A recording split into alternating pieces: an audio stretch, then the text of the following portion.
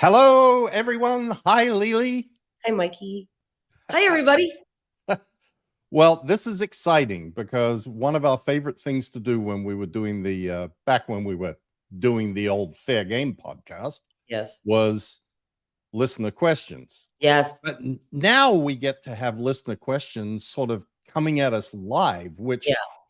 remember Yeah. we tried to figure out how to do that on the podcast. I know. I can't. Never could figure it out. Never could figure it out. Yeah. Well, we already have a bunch of people with us. We have welcome. welcome. Yes, welcome everyone. Put my glasses on because God knows I can't see anything. Hi, everybody.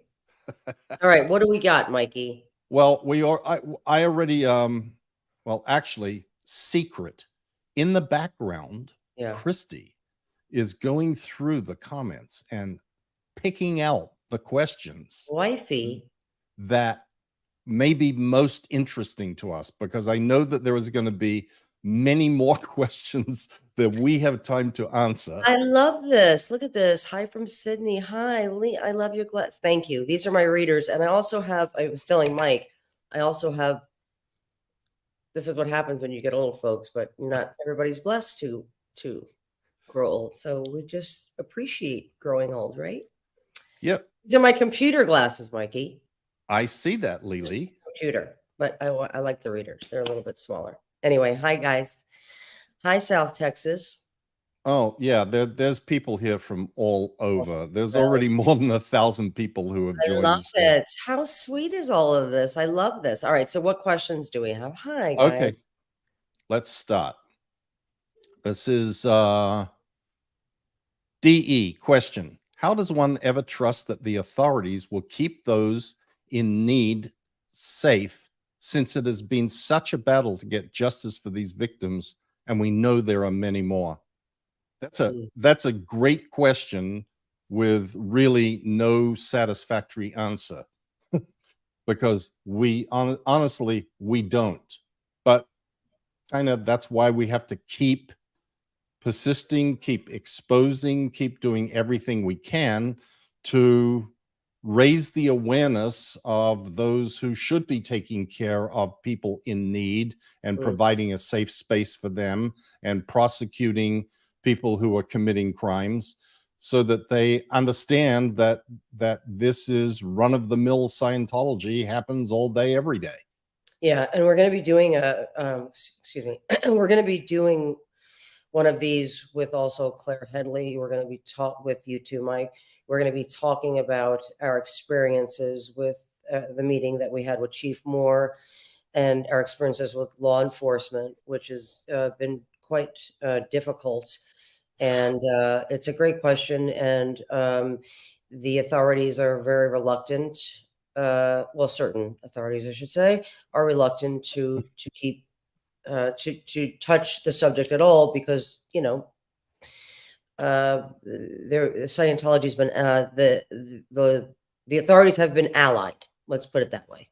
Certain authorities have been allied with Scientology, and so it's been difficult. But we're going to do something more extensive at another time. Yes. Yes. All right. Thank you so much for the question. Yes. Next question, Sarah McCluskey. Question: I have autism. I have heard Leah talk about this subject a little bit. Can you explain Scientology's view on autism? Yeah, I mean, it's unfortunate, but and Scientology, of course, doesn't admit to what they think, or how they. Mike, I'm stuttering because it's like it's so. This is a subject that gets me so riled up. I know it does. So, Mike, I mean, if you want to simply answer it for me, that'd be great, because I don't want to start us off with me rambling on for 20 minutes about how vile they are. You know, Leah, people love hearing you ramble, just so you know. Okay, but I will give a I'm waiting for my coffee, and like I'm just Please, I love it when you say the word coffee. Coffee. Go ahead, Mike. Okay. So Scientology's view on autism is like Leah says, I'm going to make it very simplistic. I will answer this very simplistically, and it's a lot more complicated than this. But Scientologists generally believe that if you have anything that is not optimum about per Scientology, because yeah, exactly, and that would be categorized as autism or paralysis or anything that isn't like the perfect Homo sapien, you are responsible for having caused that to yourself. Correct. That you, whether in this lifetime or some previous lifetime, have done something that caused you to be so afflicted. And I am not saying that autism is an affliction. I'm just, and that's what gets difficult about this. It's using the words. Well, it's using their words, right? Right. Not our words or our beliefs, right? Because and you never want anything to be taken out of context, right? Because Scientology would love that. But they consider anything that they consider anyone, if you're in a wheelchair, right? That you are not an able being, which is completely false, and they see it as like, better luck next lifetime. Like that's the way they consider. Yes, exactly. And Scientology has a fundamental principle of Hubbard, which is we make the able more able. Right. They even do if not want to if you don't have money, and if you don't even have money, something like that, you're not an able person to them. They want nothing to do with you. Correct. So that is how Scientology views this. Yes. All right. Next question. JK, why did Scientology allow marriages in the Sea Org when they knew it would likely lead to pregnancy and eventual routing out? Well, the marriage was like married people had been in the Sea Org since day one. The rule about no children came in way, way, way later. And I think that these days, probably they are losing a fairly large number of Sea Org members. Back in the old days, back in, when I was around, they didn't lose that many because almost every woman who got pregnant had an abortion because of the pressure that was brought to bear on them. So it wasn't seen as, well, this is a bad idea, having married people. Right. So I don't know. I think not to mention, Mike, when you're in the Sea Org, you're not really married. It's more of a, now we could have a motel room together as opposed to living in a dorm. And so it's not like you're a real husband or a real wife or a real partner in any way. And as well, when they allow children in the Sea Org they still allow children in the Sea Org. They just don't let Sea Org members have children within the Sea Org. Scientology parents give their Scientology children to the Sea Org.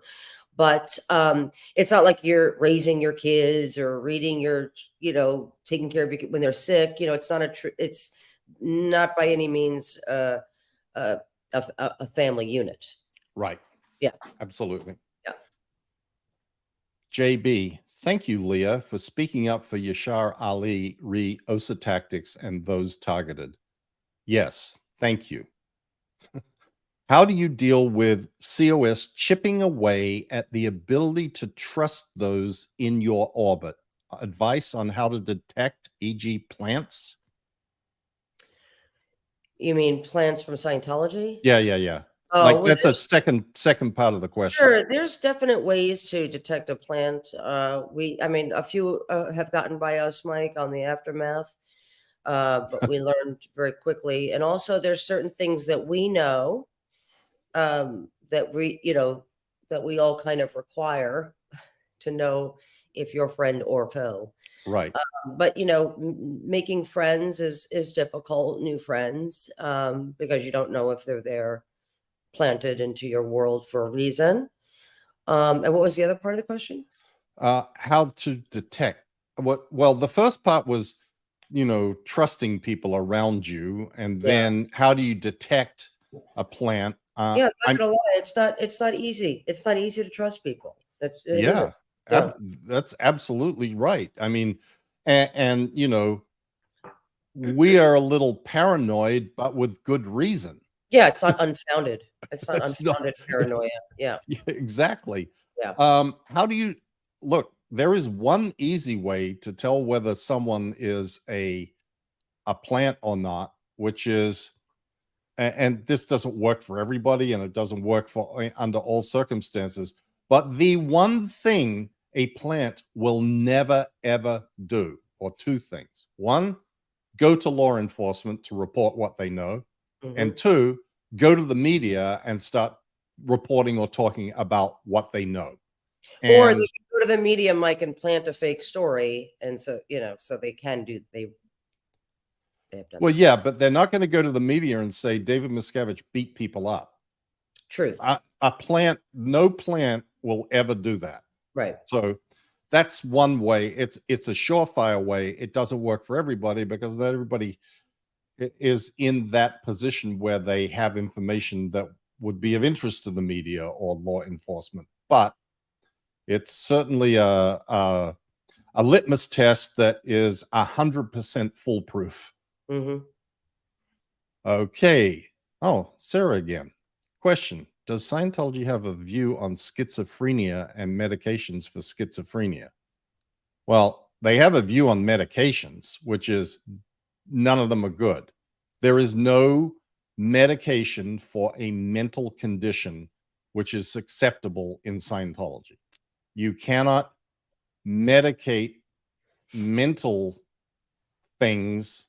That is all considered to be the worst, most heinous thing. It cites drugging people Hmm. because they don't have the answers and the solutions to solving their mental problems. So, yeah, schizophrenia is seen as an aberration, which should be handled with Scientology or Dianetics auditing, and medication is not the answer. Correct. Scientology is the answer. Exactly. Yeah. Anything to add to that one, Lily? No, I agree. You're absolutely Okay. right. All right. I got 10 out of 10. Okay. JK. Question: Mike, in your book, you mentioned DM threatening to outcast you to Australia. Do you think he was going to make good on this threat, or was it just another bluff to try and belittle you? Oh, I think he was going to make good on that threat. Yeah. I think that he would. He sent people all over the place. Like, just think about Valeska Paris, who was banished to the Free Winds Hmm. so that she could not contact or be in contact with her family. That's right. I mean, there's a lot of precedent for this. So yes.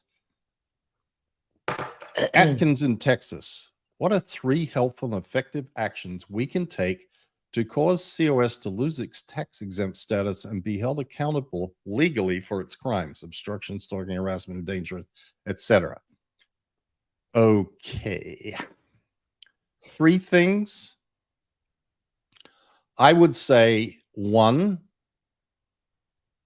speak out to everybody that you possibly can. You may not or disseminate the information about what really goes on in Scientology to as many people as you can. That doesn't necessarily include law enforcement or your congressman or whatever. It can, but it doesn't have to, because if you tell someone else and they then go and get Leah's book or my book or watch something or go onto YouTube and they become informed, and then they know someone who is connected to law enforcement or connected to a congressperson, the message seeps through the world. So that would be number 1, something that I think everybody can do. Number 2, you can write to your congressperson, Yes. your elected officials. Hmm. That doesn't have to just be the United States Congress. It can be state officials. It can be your mayor. It can be the chief of police in your town, whatever, with the information that you know. And I always recommend to people, if you can, to give them links to where they can find the real story about, or the truth about, Scientology and see the documents for themselves. 3, As well, the IRS. Yes. Yes. The next one would be Mhm. write to the IRS. Yeah. So those are the three things that I would say. Do you have a different? No, I agree. I think speaking up, speaking out, talking to your, reach out to your congressperson, council person, law enforcement, like you said, the IRS. I think everybody speaking up and speaking out is important, and it does make a difference. Right. Okay, next one. Lorne Lurks. Question. Are there many disabled people, one in Scientology as a whole and in the Sea Org? Was heartbroken and then energized in anger, finding out I'd be considered a degraded being. I know. It's There- horrible. This is they're real, the way they really think and what they really believe. And Mike, you've said this before. It's like, they even lie about their own beliefs, where like, there was horrible organizations, horrible, ideologies in the world. And people are like, yeah, this is what I think and this is what we believe. And if you don't like it, go screw yourselves. Scientology is the opposite. They hide what they truly believe. And this is one of those beliefs. They believe that anybody who is, quote unquote disabled, which I would say more able than any Scientologist, they consider a degraded being. I mean, we're degraded beings. We're all degraded beings, thankfully. Yeah, if you're here listening to us, you qualify. You're a degraded being. You're an SP. You're an Yep. SP. You're an attacker. You're a critic. Yep. And you have an axe to grind, everybody. You have an axe to freaking grind.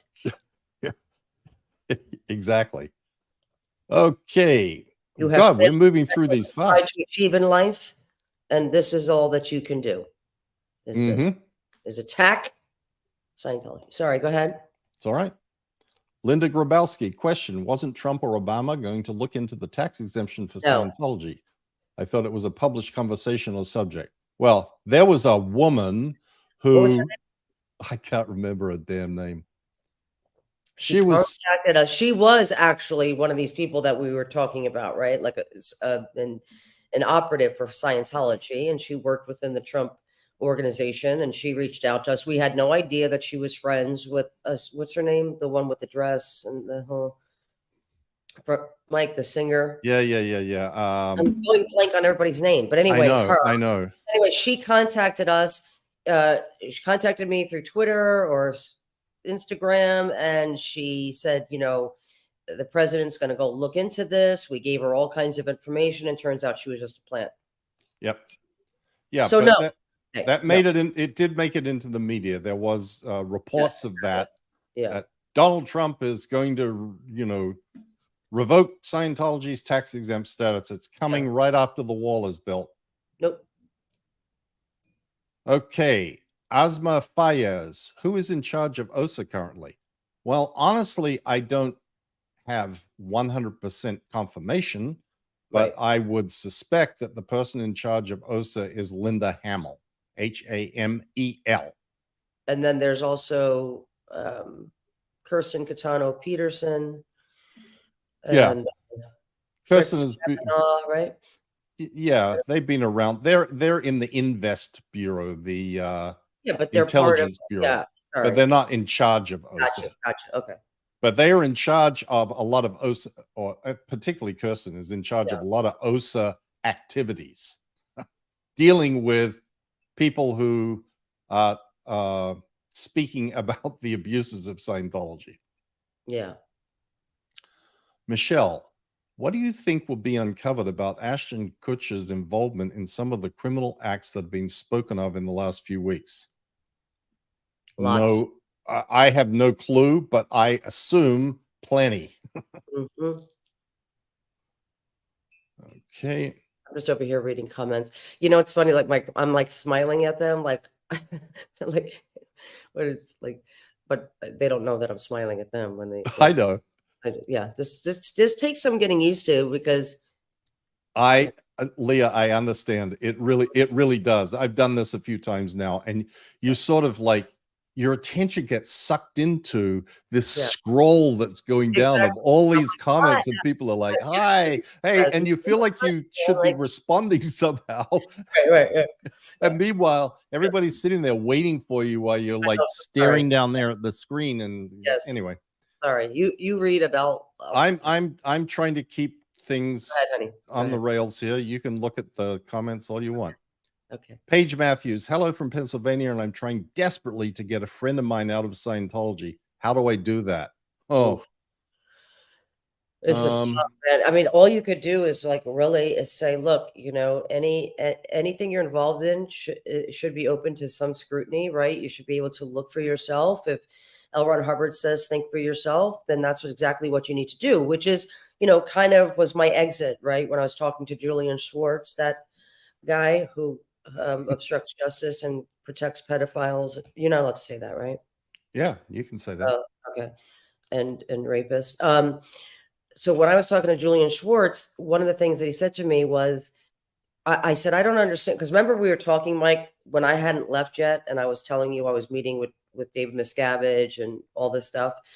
And when I told them that I was talking to you, and he was like, why would you be talking to my enemy? David Miscavige said that about you. But then Julian Schwartz said, why are you talking to enemies of Scientology? I said, this man, Mike Rinder, Amy Scobie, Jeff Hawkins, all these people, these are former senior executives of our church.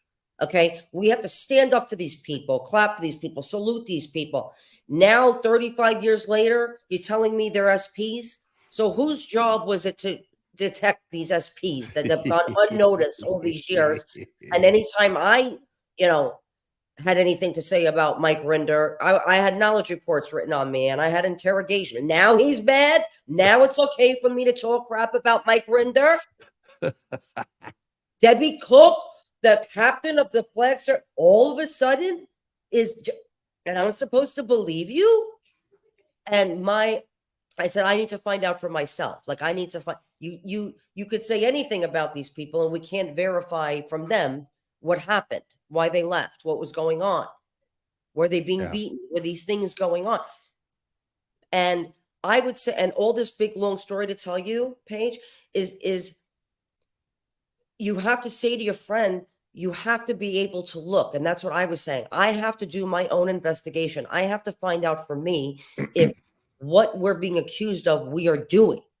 What you accuse these other people of doing, I need to know from myself. And you need to say that to your friend. You need to watch Going Clear. You need to read a book on cults. You need to see what you're involved in. And if you can't do that, you need to ask yourself, are you thinking for yourself as Scientology claims that you are learning to do? And you know what I'm saying? Like that's the only thing I would say is to put them on blast in that way and say, turn Scientology, think for yourself and know for yourself. Okay, know for yourself.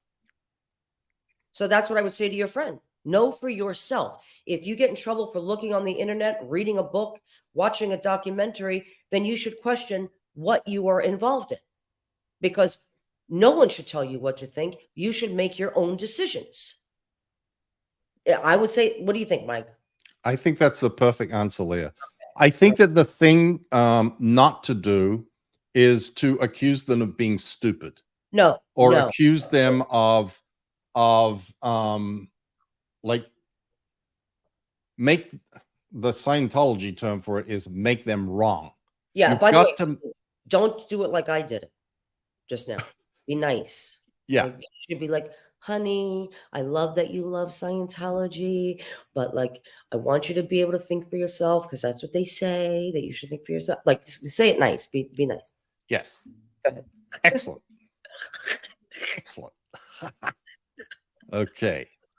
Oh, Going Claire Bear. Thank you both for your incredible and constant perseverance, bravery, and advocacy. You both inspire me to keep on going. Was it Claire? Yes, even when it feels hard sometimes. That's just a comment. Sorry. Well, it obviously Christy thought we should read it out, so I read it out. Thank you, wifey. But here's the thing, like I was thinking the other day, and I started to write like an appreciation post to everybody, but I was like, wow, there's only like a small group of us, right? And it's like when we were doing the aftermath, Mike, there was just never a time when we called upon any of these guys like Claire, Mark, Aaron, Mary Con, like anybody, Chris Shelton. There was just no Jeffrey Augustine, Karen Jeff D. Hawkins, Jeff Hawkins. Karen. Yes, yes. Tom DeVos. Like there's just never a no. It's always Yes. yes, of course, we're here to help, right? It's like these people have lives, they have jobs, they've come from nothing. They started their lives at a deficit, and yet here they are still continuing to do the work. And I just like, just big love. I Sorry. hear you. I agree. Okay. Yeah, what did happen to the mouthpiece, Tommy Davis? Where did he end up? In Egypt. Seriously. So he left Jessica and his twin girls and took up with some model from Egypt and went there and married that person and lives in Egypt. So apparently. It's weird. All right. Yeah. Anyway. Prayer request now. Does Scientology teach people like DM that it's okay to commit crimes in the WOG world because they aren't Scientology crimes? Absolutely 100% yes. 100%. Everybody, not just DM, not just like DM. Every Scientologist is taught that. The YouTube video that Leah and I did about the covering up crimes, the most recent one before this, I guess it was yesterday. Yeah. We read out big sections from the last chapter of the Intro to Scientology Ethics book. Yeah. Oh, by the way, remind me, ethics. Got to tell you something about ethics. Okay. We read out a big section from this last chapter of that book, one of the last writings of Hubbard on the subject, called A New Hope for Justice. And in it, he describes his disdain. Like disdain is too weak a word.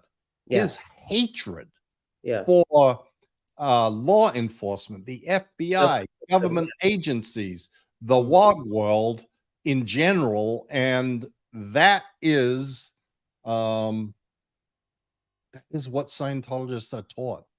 Yes, I mean yes, and even as a Scientologist, and Mike, you were part of OSA.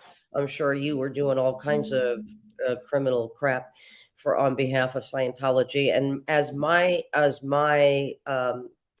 from a civilian point of view, you're taught very early on that Scientology law is superior to the real law, and anything that's done on behalf of protecting Scientology is justified, because I mean you have to get into the mind of any kind of extremist way of thinking, right? It's okay, and anything is okay to protect Scientology, anything and everything. Right.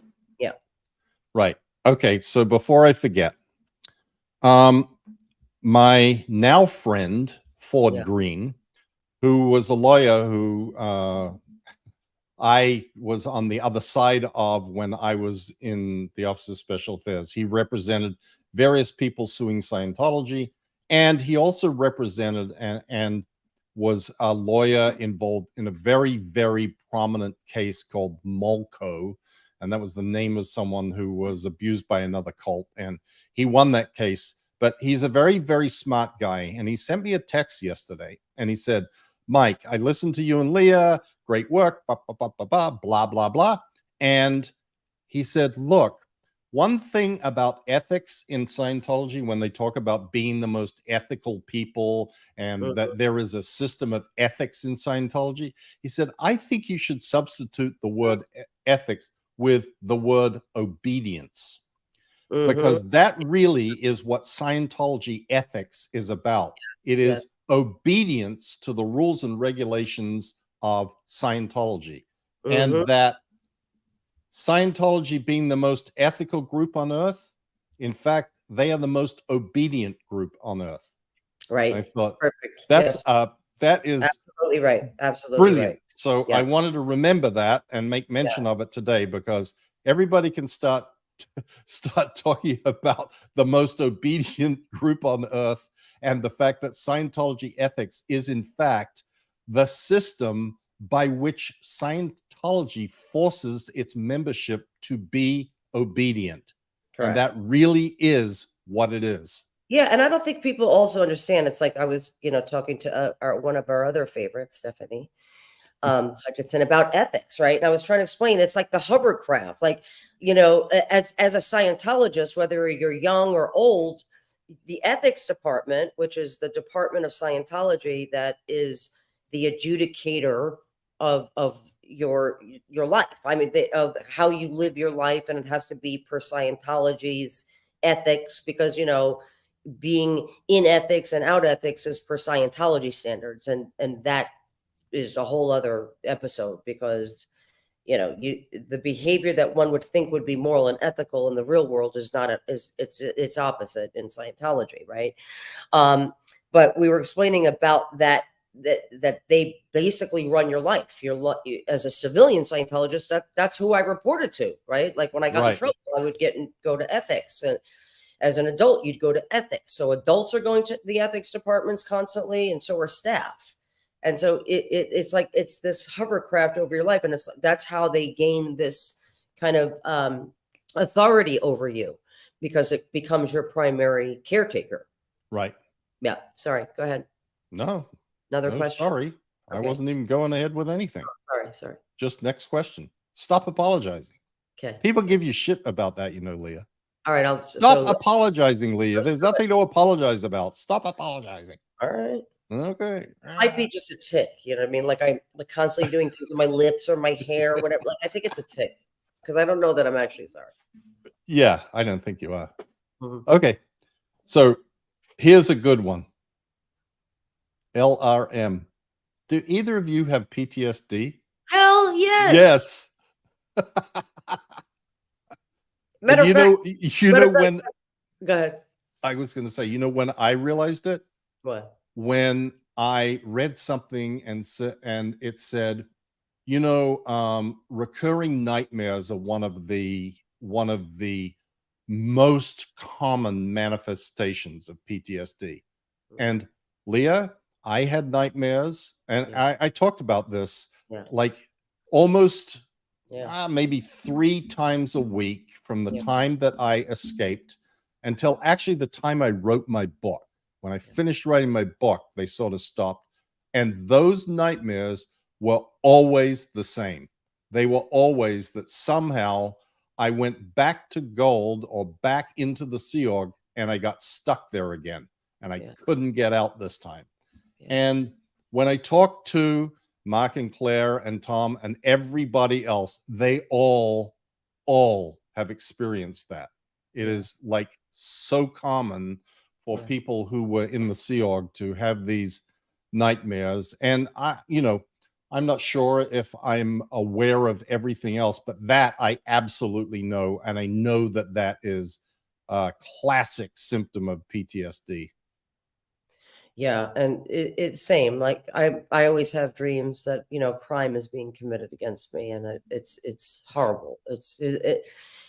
It's horrible. But I mean, I remember when I had one of my first. I was talking to my therapist, and I said, "Hey, have you ever?" Because at one point, like I wanted to get on medication because, I don't sleep well, and I'm just always in fear of something, or someone in my family. I'm just always petrified that someone's going to be harassed or hurt. And now I didn't realize that they have done this. This is a pattern of practice that they hire kind of unwell people now to go after anyone who they have targeted. And anyway, but on a funnier note, kind of funny, not really funny, but I was talking to my therapist, and I said, like, oh, by the way, I just kind of threw it in there, like, what's my diagnosis? I feel like I need to be on something, I need to be on something. And I really didn't think like she had an answer, but she was like, oh yes, I have diagnosed you. Do you want to hear it, Mike? She went through and started a list, like a lot. And I was like, yeah, okay. Yeah, great.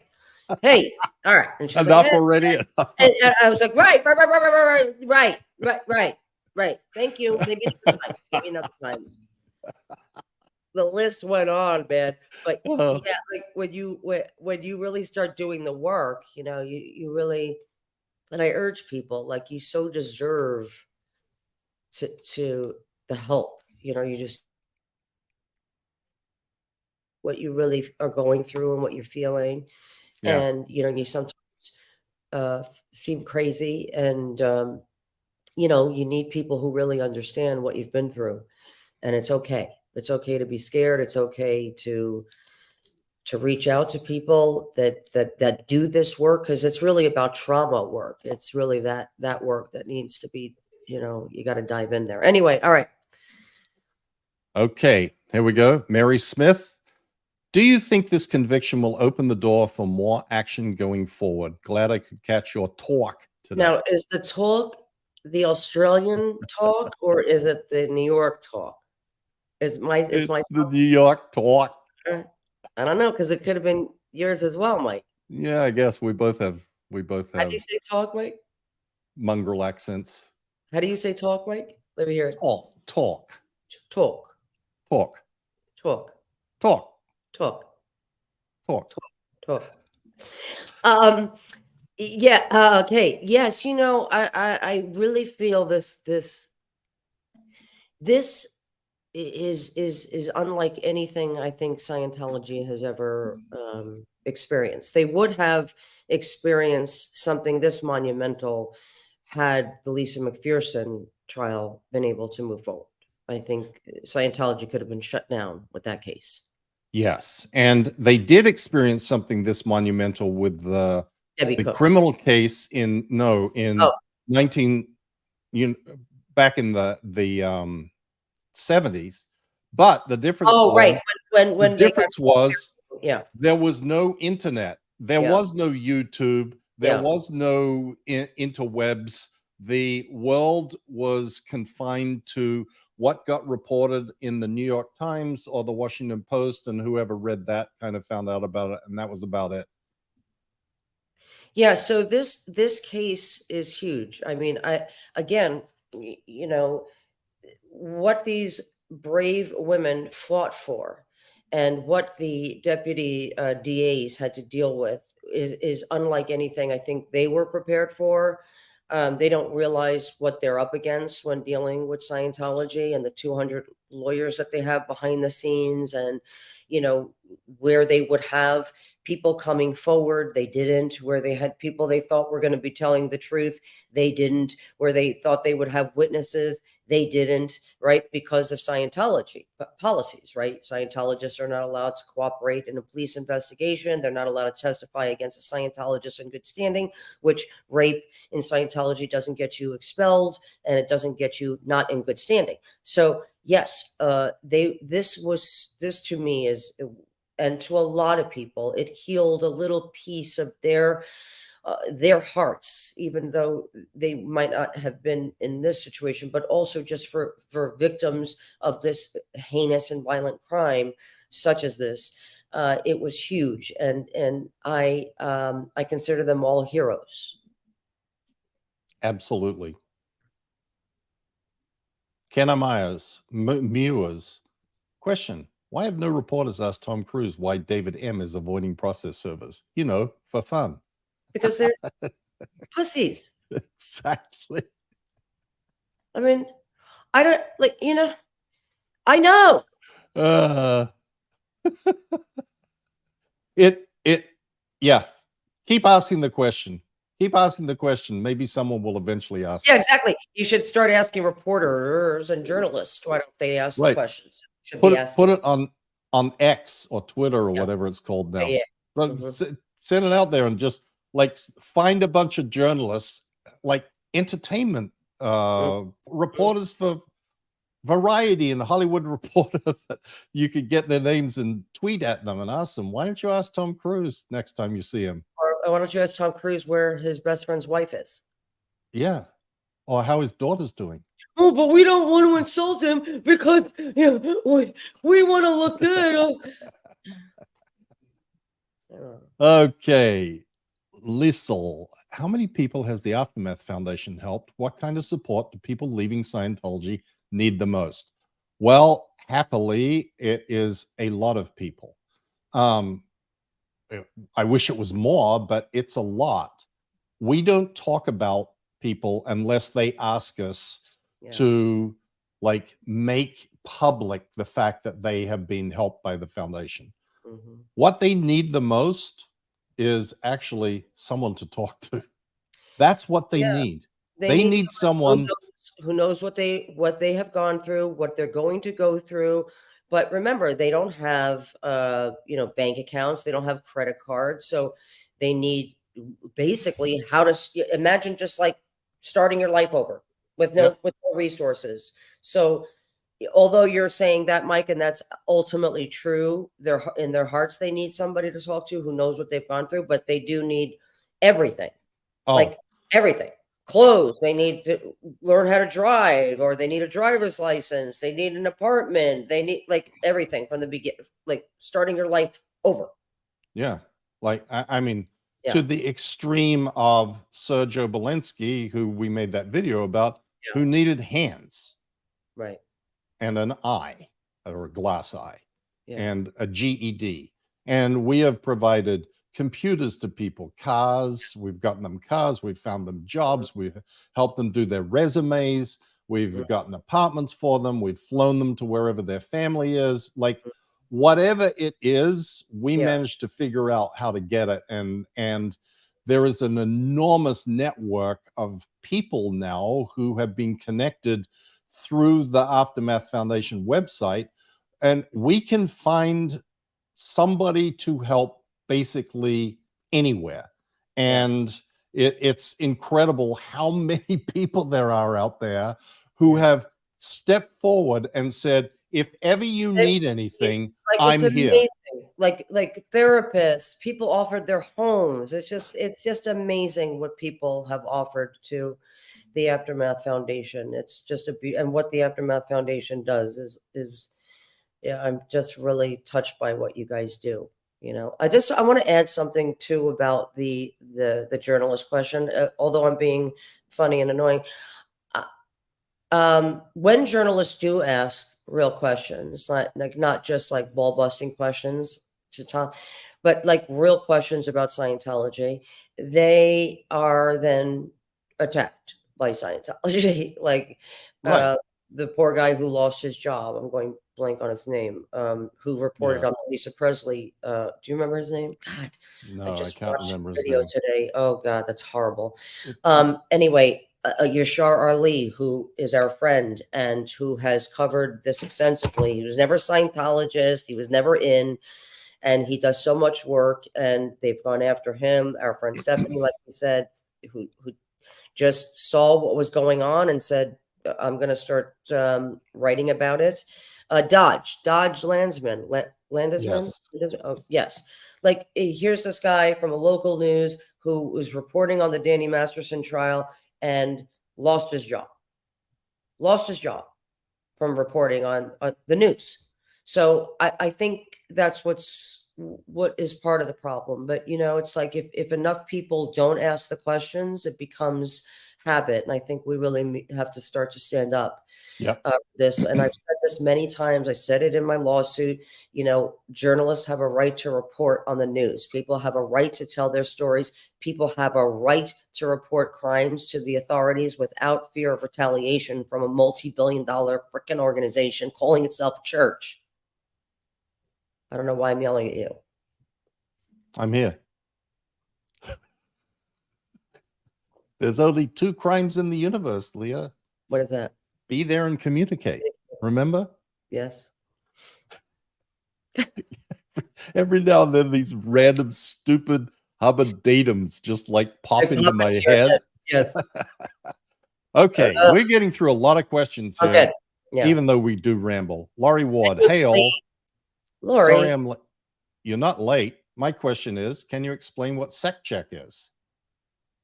Yes, a Seccheck is an interrogation. It's called a security check, also called a confessional, which is an interrogation done in a locked room where you are not allowed to leave on the Scientology e-meter, their lie detector. And it is sometimes, most of the time, it's preset questions that L. Ron Hubbard wants you to answer, of which there is a disclaimer read to you by a Scientology auditor that says basically whatever you say to us, we will not report to the authorities unless you leave Scientology and report on what's happened to you and others, and then we will put that out on the street. Right. And Okay. all Scientologists have to do sec checks throughout their whole Scientology career, and even 6-year-olds. This is it 5 or 6? 6. 6 years old. Yep. Here's a great question. Moon Age Daydream. Great name. Yeah. If a Scientologist, public or staff, was burgled, attacked, or similar by non-Scientologists, would they then call the police, or does the no police trading run that day? Absolutely. They would not only call the police, they would kick up such a stink if the police didn't do their job properly. Like that there was some conspiracy to prevent Scientologists from getting justice for the crimes that are being committed against them. Seriously. This is how nuts this stuff is. Okay. Question. The Jane Does endured so much with all the pedo covered up by Scientology. Can you imagine what it would be for any of those victims coming forward asking for a friend? Well, we don't need to imagine. We know what it's like and what it has been like for those victims coming forward. It has been hell on earth, made hell on earth because of how Scientology views them. Can you imagine what it would be for any of those victims coming forward? So I don't know if that means if you were to come forward now, I'm not sure, but either way, if it's now or if it's in reference to what they had to go through coming forward, either way, it's terrible. And at the same time, if you have information or if something has happened to you, I mean, it's hard to say this, and I've, Claire and I have tried to let law enforcement know how hard it is for victims to come forward from Scientology because of what happens to their lives after, and there's no protection for them because of the allied situation that's going on there with certain departments and certain officers and certain people there. Not all, but it is very difficult to say, sure, go report the crime. We cannot promise you that they will protect you from retaliatory activities that Scientology calls for when you do. But there's strength in numbers. And if you have something to report, get a hold of us. You know how to do that. Get a hold of somebody at the Aftermath, and we will do our best to help you. Yep, absolutely. Japan of Green Gables. Great name. Question for Leah. Have you heard Patton Oswald said he knew you'd leave Scientology one day when you told him Battlefield Earth was so bad you snuck away after the premiere? Is that a true story? That he knew I would leave? I don't know if he ever told me that, but that's hysterical. I think that's great. I love that question. It's question. probably very true. Like, because anybody was saying, I remember I got in trouble for being critical of Battlefield Earth. Well, Patton Oswald is a smart guy, obviously. He knew it. He knew it. Exactly. Yes. Okay. Hi, Stephanie. Oh, Stephanie's here? I thought she was talking to us, but she's talking to the people. Oh, she's talking to the people, peeps in the chat? Peeps, yeah. Okay. They're having their own chat, I'm realizing. They do that. Okay, cute. Yeah. Enjoy each other. I love it. Yeah, exactly. They're like, there's a bunch of people that show up for all of these and they all know one another. And it's like, I love Goldie, hi Goldie, blah, blah, you know. Yeah. Okay. Free Xenu Project. Mike, you are looking really good. Glad to have you back. Leah, do you think David Miscavige is worried about the civil case brought on by the Masterson trial, or do you think he truly thinks he can pay it away? No, I think he's worried about it, which would explain the complete psychotic breaks they continue to have, what they continue to do to victims, to survivors, what they continue to do to me, to Mike, to the Jane Does, to everybody who's speaking out, to anybody who's reporting, to anybody who even makes a joke about, like, but again, it's per policies, right? These are the policies. There's thousands of policies under the fair game banner. It's not just one policy. And by the way, the one policy says that it doesn't say that it's canceled. What it says is putting it in writing is No, canceled. using the term is canceled, Yeah, not the sorry, treatment of suppressives. Right, are the same. Right, sorry. So anyway, not sorry, Mike. I'm not sorry. Yeah, you're sorry. not. I know Okay. that. Okay, now we're talking about pizza. Get off that. Pay Sorry, attention. I was like, pizza. Pizza. All right. So yeah, yes, very worried because when you know the truth is coming out, yeah, you're freaking worried. Yeah. You're worried. Yep. I would say look, my answer to that question is if he's not, he's really stupid because he should be very worried about that case. Yeah. Very, very worried. That case and Leah's case, they're big, big, big sources of nightmares and sleepless nights in the realm of David Miscavige right now. Promise you. Matt Elliott, question. Leah, have you noticed any uptick in Scientology following you or doing anything since you filed the lawsuit? Yes, very much so. Absolutely. Yes. Yeah. I did a video about them following me. Yeah, and there's over 200 accounts, Scientology operatives. And by the way, not all people doing this are Scientologists. They're just paid by Scientology. Right. Or they have friends in Scientology who are asking them to go after people. And we know the whole game. We know the whole game. Like, so when people go, I'm not a Scientologist, but I don't agree with, I'm like, you're a Scientologist affiliated, because nobody's defending Scientology who's, a normal human being. Right. Yeah. Okay. Yes, another great question. A lot has happened, not just to me, to many people. Go ahead. Yes. Yeah. Tammy Laster, has the church said anything about Masterson's conviction? Yeah, great question. Yeah, absolutely. We got 200 accounts. Sorry, Mike, go ahead. Not a peep.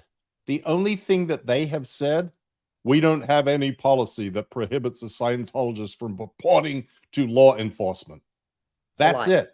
That's the end of story. They haven't said a damn thing. Yeah. Oh, they rushed. They were like in a panic of rush to say something about Paul Haggis. And when he lost his civil suit, not criminal suit, civil suit, from a woman who sued him rather than going to the authorities to report the quote crime that he committed against her.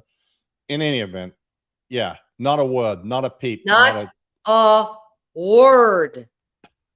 Not only from Scientology, and because I don't call it church, right? Let's try not to call it a church.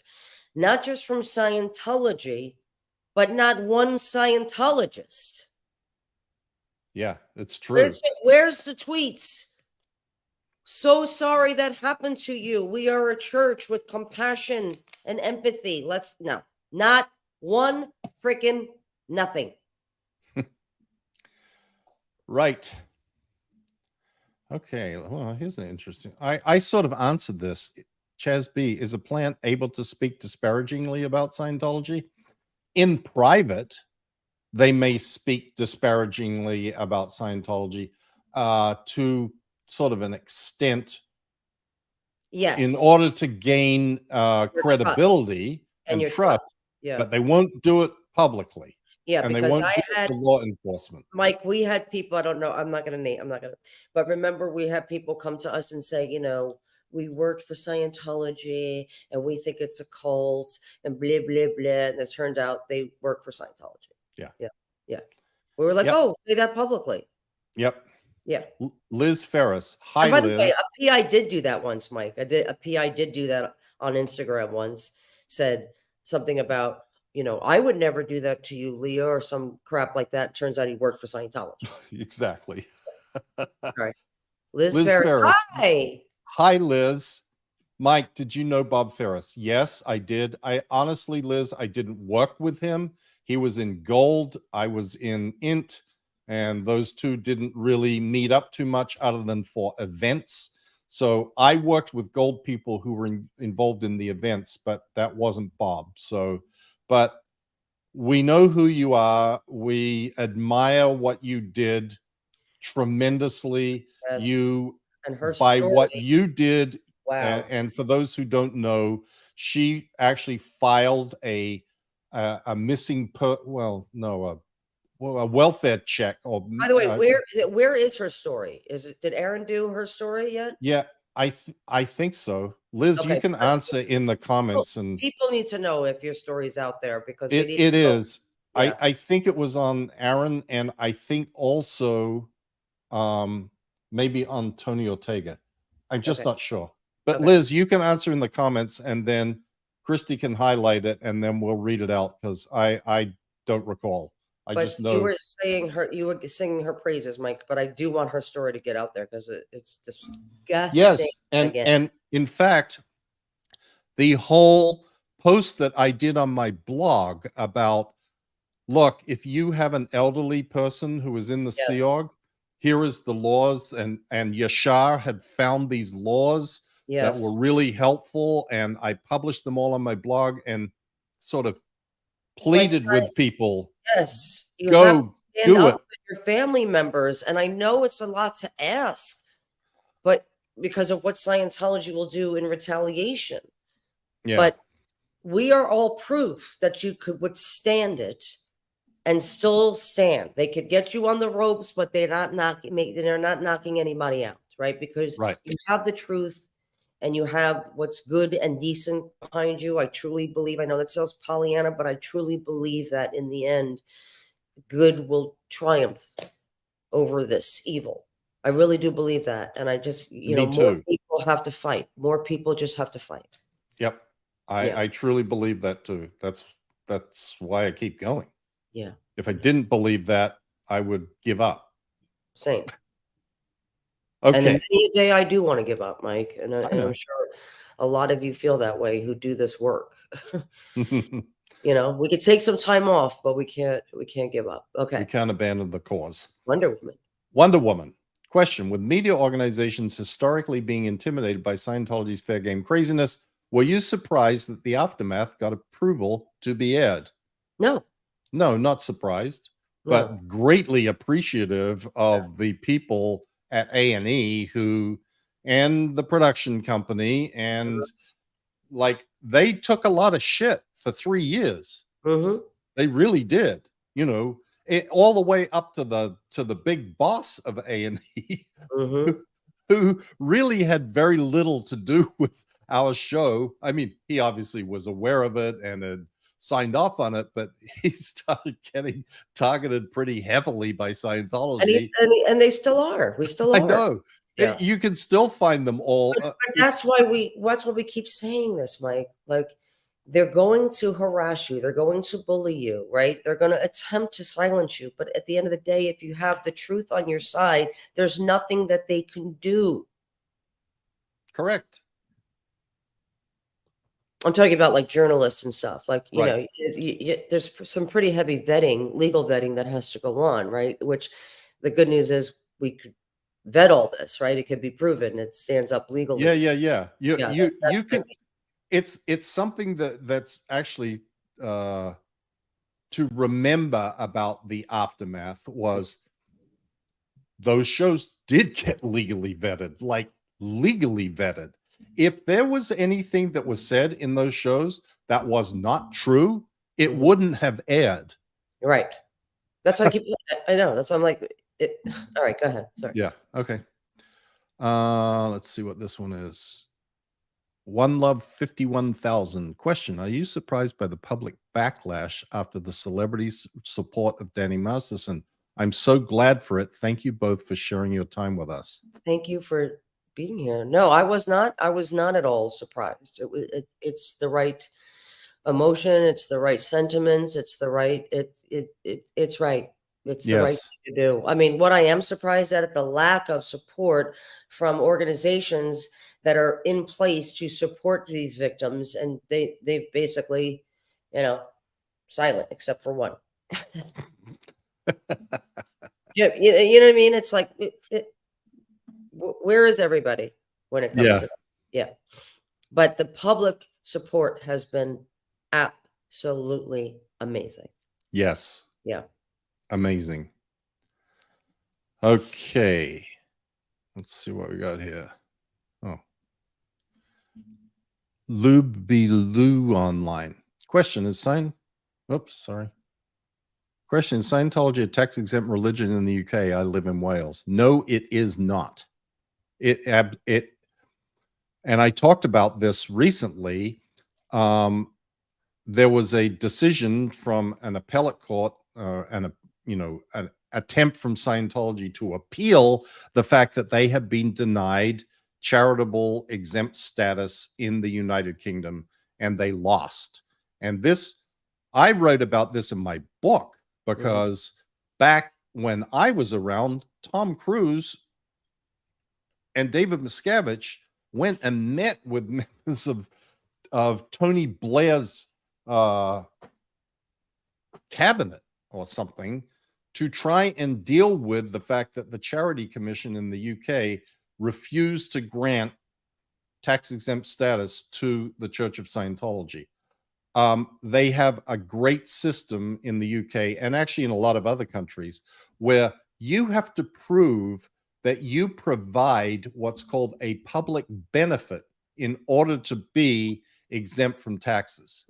There's no such test in the United States. I sure wish there was. Yes. Because no matter what we tried, they wouldn't buy that Scientology actually benefited the public at large.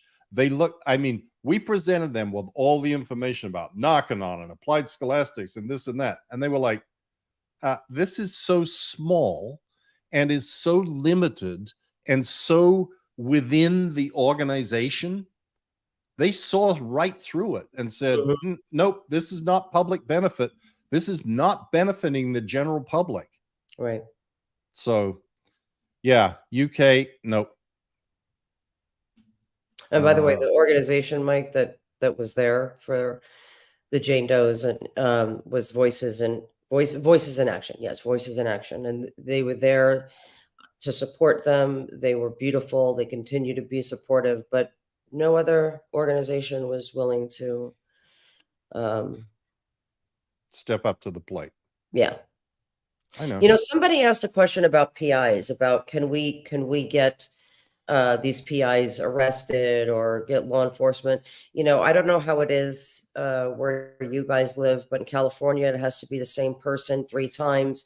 And Scientology has tax exempt money, multi-billion-dollar organization who could hire different people at different times. They hire people who are mentally unwell. They go on Hollywood Boulevard or wherever they go, and they grab people to stalk and harass people. They do this with their Stan Lee bloggers and their front groups and all this. And, just to give you like a real example, you're driving down the street and you notice that you're getting followed by somebody. You feel kind of silly. You call the police and they say, what are they doing? Are they are you in danger in any way? And you're like, well, not, I mean, I don't know. I mean, you want me to wait until they do something? And then, yeah. It's very hard from your perspective from OSA, Mike. I mean, you guys knew where the line was, right? For the law. I mean, not that they're not doing anything illegal today, but when you were there, I mean,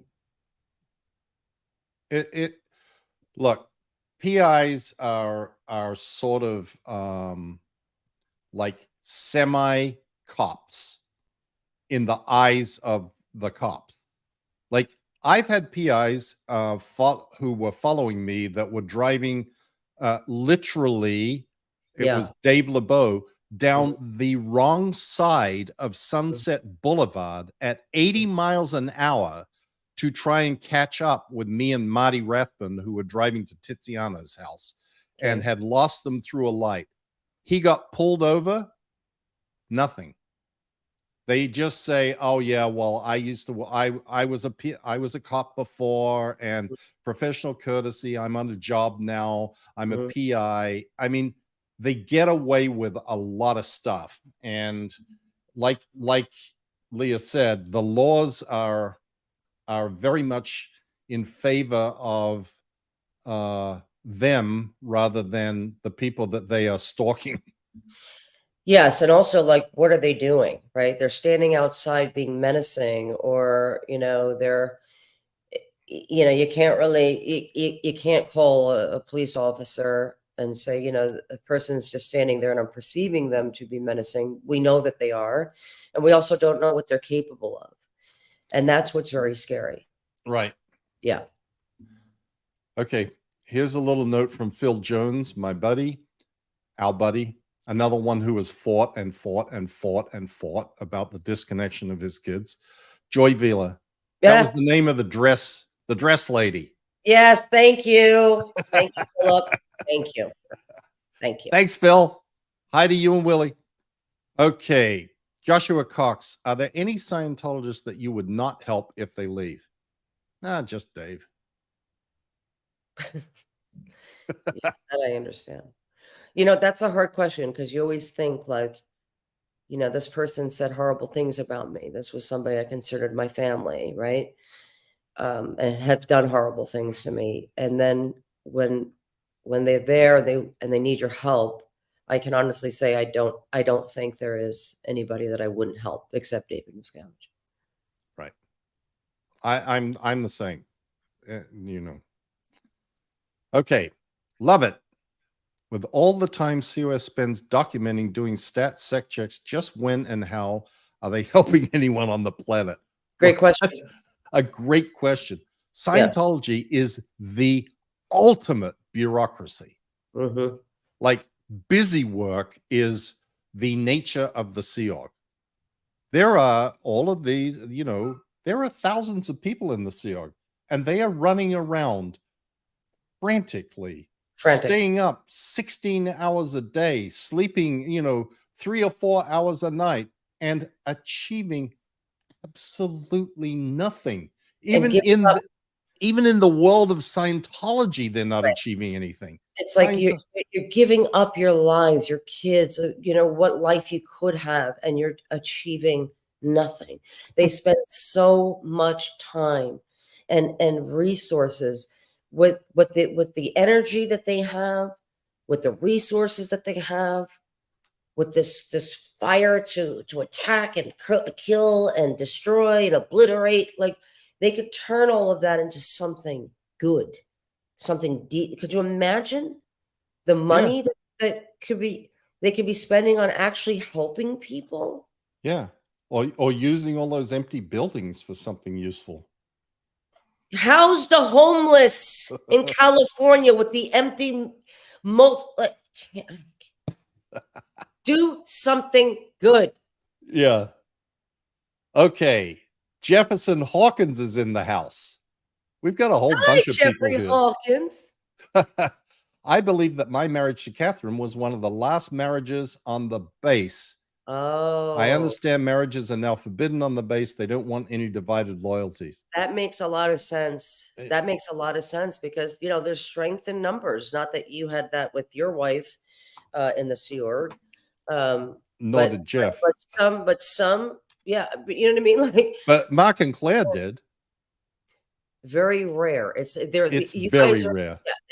The exception, right? Yes. Amy and Matt. Yes. Yes. Like, these are the exceptions. Yes. Okay. And exceptions that caused a pretty big stir, because look at what they're doing now, right? Amy and Matt, Jeffrey, like, they're doing a lot of good, and I could see why that's a problem. Yep. Yeah. Okay, Catherine Olson, another one. Linda, you know who Catherine Olson is? No, tell me. She is one of the people who the Aftermath Foundation helped. Get out of Columbus org. She was sent to Columbus as a Sea Org member and stranded there along with a whole bunch of other Sea Org members. Wow. And we helped her, and then she reunited with her family. It's a long story. And Catherine.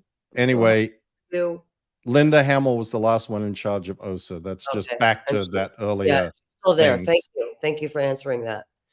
I don't even know. Oh, we already heard from Ken Amirs. You got another one. Do you guys think Kutcher is a closeted Scientologist? Is there such a thing? Yeah, there's such a thing, but I don't know that he is, but he's still allied. You know, and they say, you know, you can understand, you know, the connection, you know, why people are friends. Yep. Oh, Amy and Matt got married after they left? No. Yes, they did. Really? Yes. Yep. Well, they were together in. Yes, they were together, but they were not married. They were not allowed to. Right? Well, they were in the RPF.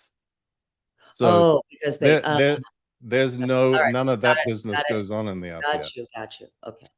Okay, Andy Fabulous. Leah, did you ever jokingly threaten Kevin James you'd have him fair gamed if he didn't get his line straight? That's funny. No, but it is pretty funny.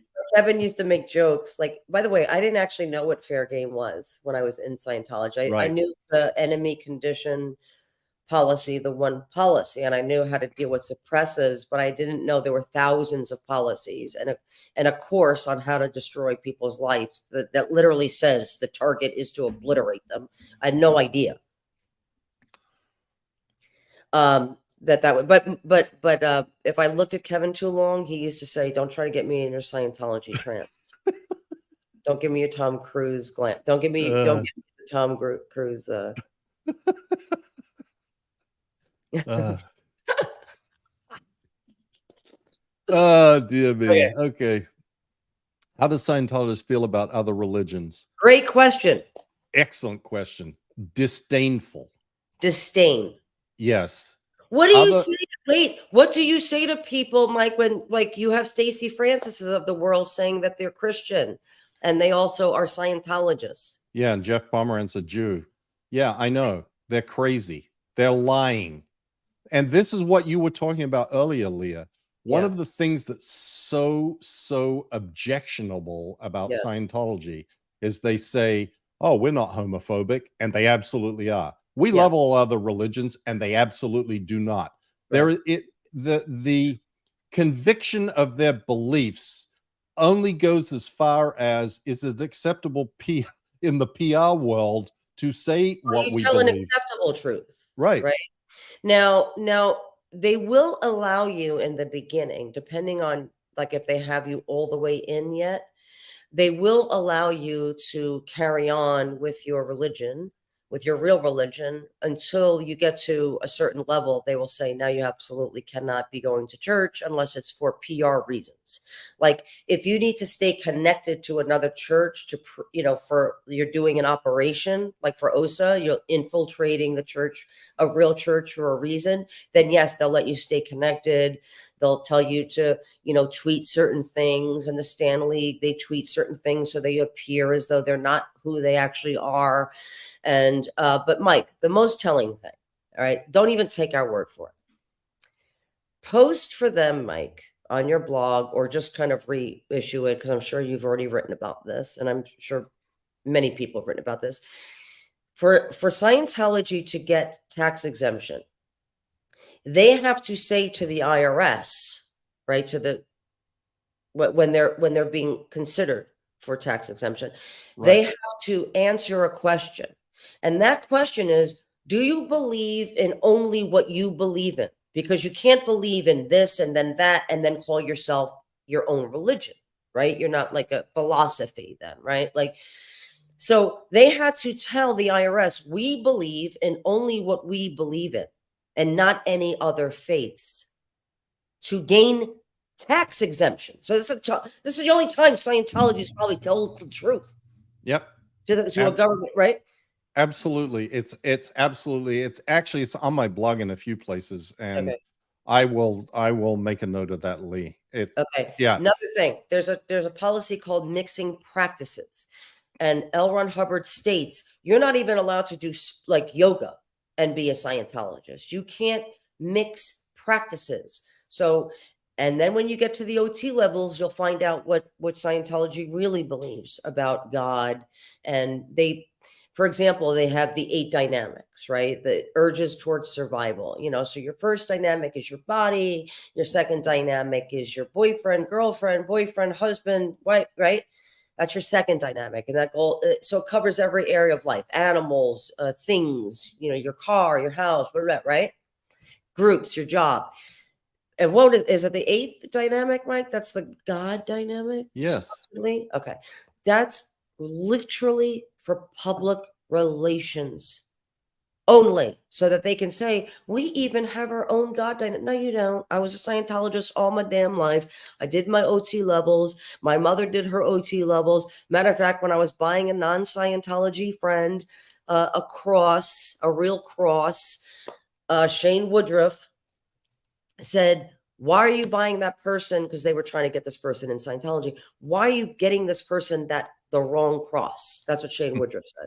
He's a representative of Celebrity Center who has since left, probably kicked out of the Sea Org, and now works for a Scientology company. Yes. Next question. Jam tag. Thanks to you both for aiding my exit from an unrelated cult. Leah's work led me to help others escape too. Great. Yay. Congratulations. I put that one up there for you, Lee. Thank you. Thank you, sweetheart. That's so nice. Okay, I just saw something that somebody said, it's sauce, not gravy. I just have to say, Richard Palermo, you're absolutely right. Nobody says gravy. I don't know anybody my whole growing up. No, Mike, you seem confused. I just saw it, and I agree. Nobody says gravy. It's sauce. Thank you. I say gravy. Well, I don't know what you're talking about. I can only say maybe in Australia. Well, and gravy is for like mashed potatoes. Yeah. I'm talking about what else do you? No, whatever. Let's not get off into this. No, we're talking about like Italian sauce, like it's like sauce. Oh, yeah, I don't call and yeah. So that sauce is sauce, not gravy. Thank you. Okay, good. Yeah. Gravy goes on roast beef and mashed potatoes. Okay. Question. Have either of you heard that Tom Cruise no longer wants to be associated with Scientology? No, I read an article about it. Puts this out every time Tom has a movie coming out or he's not doing well. Yeah, exactly. Yeah. This is a planted story that is religious clockwork. Every time there is a movie coming, this rumor somehow manages to make it into the media. Every time people feel better about spending their money on Tom Cruise movies. Yeah. Okay. Mind of our own. What's Wagweld mean? Well, it actually is Wogweld. Mm-hmm. And Wog is the derogatory term that L. Ron Hubbard invented or took to describe everyone who is not a Scientologist. And any system that isn't. Yeah, so it's like Wog law, like, oh, blah, blah, blah, died. Who cares? They're Wogs. Like that literally is what's said. Yep.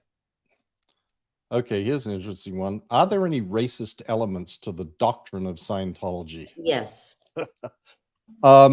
Listen, I'm not sure that you're going to find is a derogatory word, Mike. It's can be considered racist.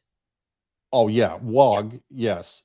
But I was just about to say, I'm not sure you're going to find something that says we don't want people of a certain skin color to participate in Scientology, except you will find L. Ron Hubbard talking, and I have a whole post on my blog about L. Ron Hubbard's racist statements, and they are seriously out there, things that I wouldn't dare say on this YouTube video, because this YouTube video would get shit canned. By the way, Mike, we're having a very serious issue here, and I just have to talk about it for 1 minute, okay? Oh no. Yeah, Mike, we're having serious problems here because there's a lot of people here saying that their grandmothers who came from Italy are saying gravy.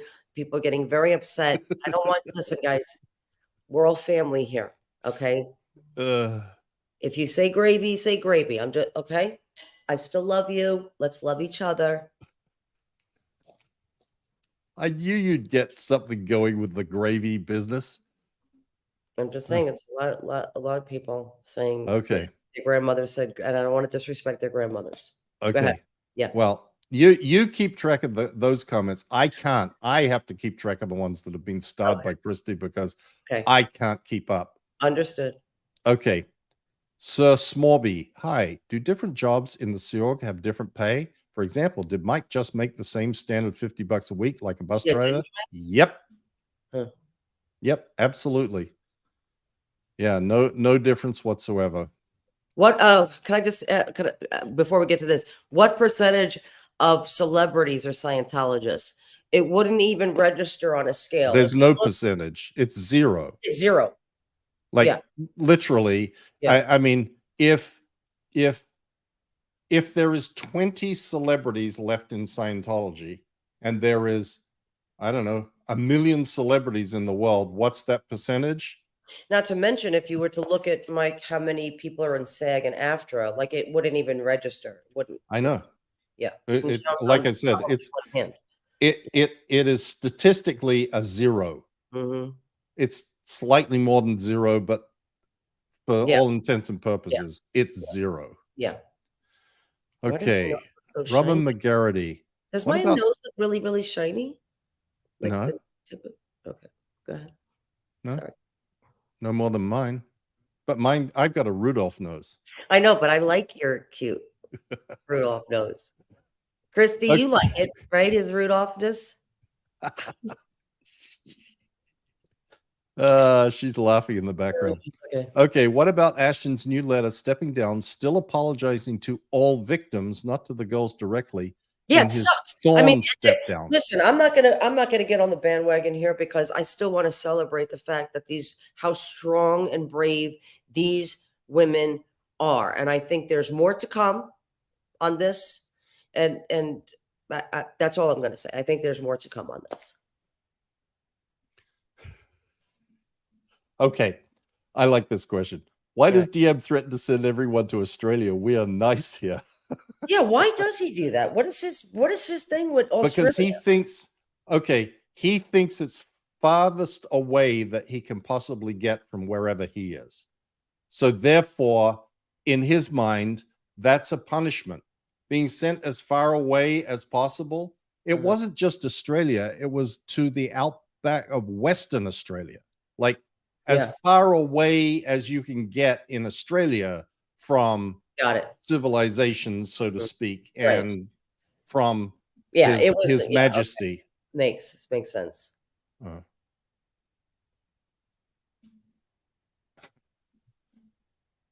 Okay, have you kept in touch with Taylor Holly? Loved her episode on the podcast. Yes, I have been in touch with Taylor.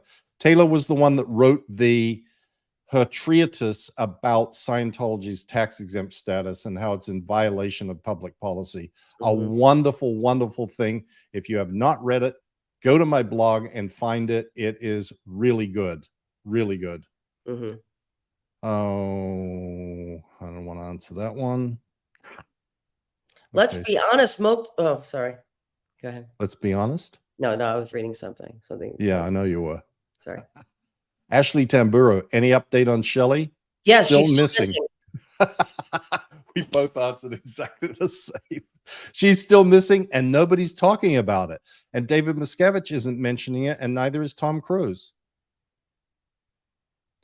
And you know who else is not talking about it? The police. Correct. And the media. Now, correct. Once the joke. Well, you know, when I'm asked, when I say, could you please cover this story, other than, you know, people who are covering the story, which is what, Tony Ortega and Yashar Ali, I mean, and Stephan, like just a few, but there are like 15 other executives who continue to be missing, and their family members need to come forward and they need to do something about it, because it just, for us to be doing that on behalf, like, I don't personally know them, and I mean, I've met them once at an event, but their family members should do something about that. But when I ask people, can you cover the story, what they say is, what's new? Well, why don't you read Yashar's current, his Substack that he put up, right, on Shelley, the recent one. Read that. Tell me what you think is new, that nobody's Right. talking about it. Yeah, I know. Could you imagine if this was your sister, your friend? Like, imagine if this was your friend and the answer is she's fine. Would that be acceptable to any human being on the planet Right. other than Scientology? Yeah, Okay. I know. Yeah. Okay, I had a question up there and I messed up, and now I don't know. Was what happened to the New Mexico, something in New Mexico, and I don't know where that went. And I wasn't sure whether it was asking about the CST facility in New Mexico or the ranch that Mm-hmm. used to be there. Mm-hmm. And maybe, can you see that, Christy, anywhere? I lost it in the shuffle here. Maybe you can see if you can find it, and I will just go into another question, then we'll go back to that one. Okay. Okay. Do you think more and more people in Scientology feel DM the problem with Scientology the more these trials are brought forth, or do they even know about them?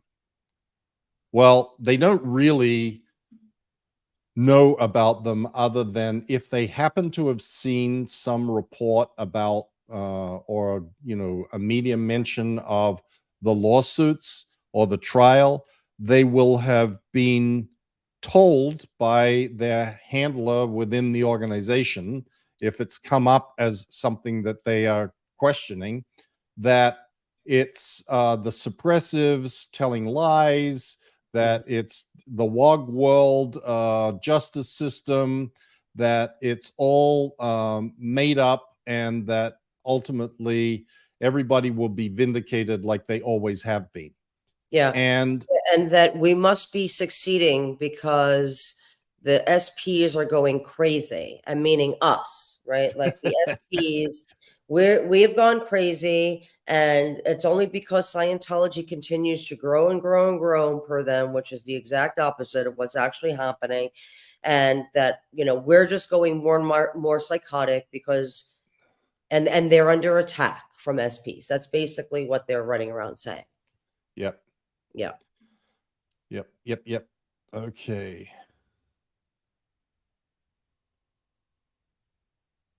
Now, how long do we do this for? Because I don't want to overstay our welcome either, Mike. Yeah. Well, we just have to arbitrarily say we're going to take 10 more questions and then we're done. Well, And yeah, I think what did we do? An hour and a half? Yeah. An hour and a half. Yeah. Yeah, because I just don't want to, Yeah, I know. Yeah. But people aren't leaving. Okay. I keep coming, but them to feel obligated to stay, Mike, because we're here and then they're being nice, and you know what I mean? So yeah. Okay, let's do 10 more questions. Okay. So this is 10. Question: considering the massive amount of real estate and money Scientology has, is there a real chance of shutting them down? Yes. We wouldn't be doing this if we didn't believe that eventually their crimes will be exposed and their tax exemption to be revoked. I mean, yes, we wouldn't be doing this if we didn't believe that. Right. Yeah. Question: is Scientology still able to keep their members off of the internet, or is it harder to do that these days? Now I'm glad this question was asked, Mike, because we have said many times the Scientologists are not allowed on the internet. We should have clarified that, because people are like, wait, I thought they're not allowed on the internet. Go ahead, Mike. Well, you can't keep people from the internet at this point in the way the world works. I mean, everybody talk from a Sea Org member. Right. Sea Org members have no access to the internet. Okay. And staff members don't have access to the internet when they're inside the organization. Mm-hmm. They could only access the internet when they're at home on their own computer. What? Secondly, who are you seeing then? Like, because Ed Parkin, he's a Sea Org member, right? The Stan League, these are all Sea Org member, and all the OSA operatives. Yes, and Okay, so that's it. There are OSA people who are designated to post the crap from Scientology on the internet. Yeah. And they do appear there. Most Yeah. of them under fake names. They don't appear with their real name. Most of them Yeah. have, pseudonyms, and they're just trolls. Yeah. But there are people, you mentioned Ed Parkin, the now departed, not missed Ed Parkin, who is probably on the RPF somewhere. But, Scientologists who are on the internet who may accidentally see something negative about Scientology, which happens more and more and more as there's more and more stuff on the internet, Yeah. they are told that it is just all lies.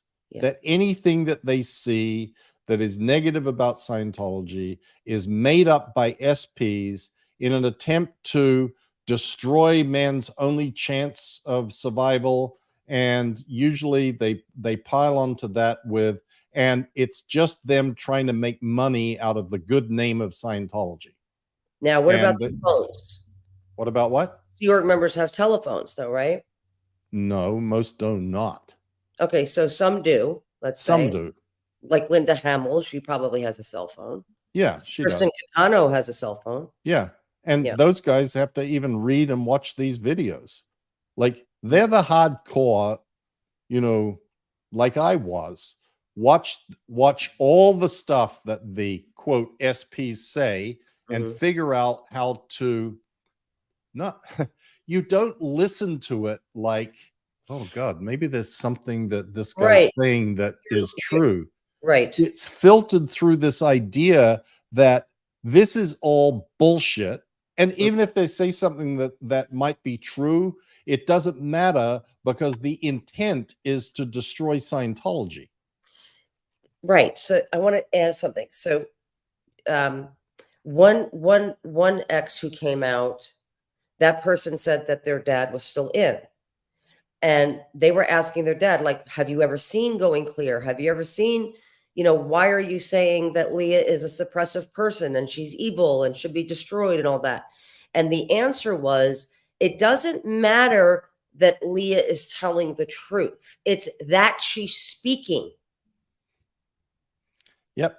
That's the mentality of a Scientologist, that they know what we're saying is true. It doesn't matter. It violates Scientology law. Leah should have handled any upset she had within her church inside Scientology, not outside. She's not allowed to go to the authorities. She's not allowed to speak publicly against Scientology. These are against Scientology law, so it doesn't matter to them what we're saying. It's that we're saying it is a violation of Scientology law.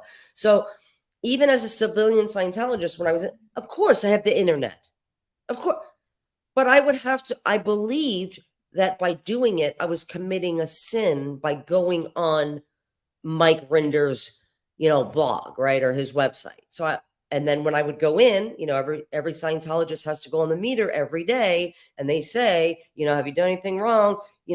It's you're there trying to be a good person. You think I need to tell them everything. So I say, I did. I went on the internet. I want to see what's going on. Like, I'm an actress. I need to understand what's going on. When I'm on the red carpet, I can't be like not answering questions and saying shit. So I would try to use that excuse. And Shane Woodruff said, look, what you're doing when you click on, Mike Rinder or Debbie Cook's email or you're contributing to the enemy line. This is an enemy line. And, by you doing that, you're just contributing to, what they're doing. And that's against us. And why would you want to do that, Leah? And you ask yourself, why would I want to do that? So no, they can't stop you, right, from going on the internet, but you stop yourself because of what you said before. We are obedient. And again, we think we're doing the right thing by not looking, right? And the thought that what you're saying, Mike, we're trained to believe that anybody saying the truth about Scientology is psychotic. Yep. Yep. Number 2, Linda Olson. Didn't he send Jenna Miscavige and her husband to Australia? Yes, that's exactly right. To Canberra. Hmm. He did Wow. have an obsession with Australia. Yeah. Yeah. It's farthest away. And I'm Yeah. telling you, he couldn't use South Africa because he went to South Africa and told South Africa how wonderful they were and how much he loved it and he wanted to be there and this was the source of the next great civilization on earth and blah blah blah. So all right, number 3 question: does the general population in Clearwater get annoyed by Scientology and their land grab? Oh, annoyed is not the word. It is a source of constant upset and despair for the general citizens of Clearwater, and they can't figure out, well, what can we do about it? And frankly, the powers that be in Clearwater, apart from Mark Bunker, have pretty much had their head in the sand since, the 70s. Yeah, And exactly. since Gabe Cazares was, fair gamed into oblivion. Yeah. Okay. Ali, do you ever worry that Scientology will release your recorded auditing tapes to try to shame you? No. No. I don't. mean, again, it's like it just would be more proof of who they really are. Exactly. By the way, they've already done it, and it's so crazy because a lot of it is so out of context, right? Yeah. Because if you're forced and coerced into giving up and through suggestion to give up transgressions that you committed when you were a cave person or whatever, right? And then they take those out of context and they post those. Matter of fact, Jessica and Tommy were doing this. They were creating a website on Marty Rathbun when he had a moment of sanity. He's since gone back into Scientology and is now attacking his former friends. I can only assume because they have real blackmail on him. And then he all of a sudden had a house paid for in full. So that makes sense. But I remember Jessica Feshbach and Tommy Davis were doing this, and it was the first time that I had seen it being done. They were creating a website, and they were snickering and laughing. And I went over to look at it, and I said, "What do you guys live in?" And they were like, "Oh, come here!" And they were putting up a website of Marty Rathbun, and they were putting his confidential information on his website. And I said, why would you do something like that? And of course, their response is, he's an FNSP. Who cares what and I said, I just didn't know that we do, do we do that? It doesn't seem very becoming. And I asked if Karen Powell, the mouthpiece for David Miscavige, who's the PR of Scientology, and I requested a meeting with her, and I said, we shouldn't be doing this as a church. I don't care if they're SPs. Why would we put I thought it was confidential. And Karen basically said the same thing. Who gives an F? He's an F and SP church. Yep. Yeah. All right. Exactly. So that was number 4. Okay. Here is number 5, which is a great question. Catherine Weber. Hi, Mike and Leah. I'm a clinical psychologist, and I'm so confused why my profession is perceived as evil in Scientology. Is there a reason why they hate us? We listen and help with skills, no pills. Well, Catherine, I believe in pills, by the way, if you need it. It's helped me get to sleep many a nights. I mean, I've had to get, I've literally had to get a prescription for sleeping because I can't sleep and I have horrible nightmares. Why do Scientologists hate psychologists and psychiatrists? Because you help people, Catherine. End of answer. But I gotta add something to this, Catherine, just from my perspective. The reason is because Hubbard perceived psychiatry and psychology and anybody else's study of the nature of man or how to make people better or whatever as competition. Clearly. And while he vilifies psychiatry and that has its genesis in the original rejection by the American Psychiatric Association of Dianetics. That's right. Scientologists tend to take anything with the word psych at the beginning of it and lump it all together. So psychiatry and psychology are basically, or a psychiatrist and a psychologist are one and the same thing in the minds of Scientologists. Yeah. And they don't really understand anything about psychiatry or psychology. They only understand what L. Ron Hubbard says about it. And L. Ron Hubbard says it's evil, so it's evil. And psychs, like that's what you hear Scientologists say. The psychs. The psychs are this. The psychs are responsible for that. Like the psychs are responsible. Yeah, and that again, like, sorry, go ahead. I don't want you know. And that's both psychiatry and psychology just lumped all together because it's psychs. Yeah, and listen, I'm joking when I say that, you know, pills, because I don't want to. You know, of course, there's abuses in all fields, right? But that's we're talking about the purpose, right? The purpose of somebody seeing somebody like you, seeing a psychologist or seeing a psychiatrist is for help. And Scientology is not, it knows nothing about nothing, and I mean nothing in the field of mental health. They do not believe in depression. They do not believe in. I mean, they teach people that they have a bad mind and a good mind. They teach people that everything is, and then later they are taught in the confidential levels that our bodies are made up of spirits. You know, from another planet, and that we end up speaking to those spirits most of our Scientology career. So you can understand what kind of person they're creating by having people talk to imaginary beings for the majority of their lives. So that's the business that they're in. Correct. Yeah. Okay. And of course, abusing drugs, everybody. Like, I would never even suggest that, right? I'm talking about ethical and moral clinical psychologists and people who are not over-drugging people and hurting them. So I didn't think I needed to clarify that, but okay. Okay. Gavin Henderson, question 5. I often see how Scientology go on about how many millions they have in their religion. According to the Australian census in 2021, there was only 1,600 or so. How do they combat that? By lying. Yeah, and they just say there are millions. When a census comes out, if a Scientologist, look, here's an example. They go to an event and David Miscavige stands up there and says, millions of Scientologists all over the world have joined in blah, blah, blah, blah, blah, blah. Okay.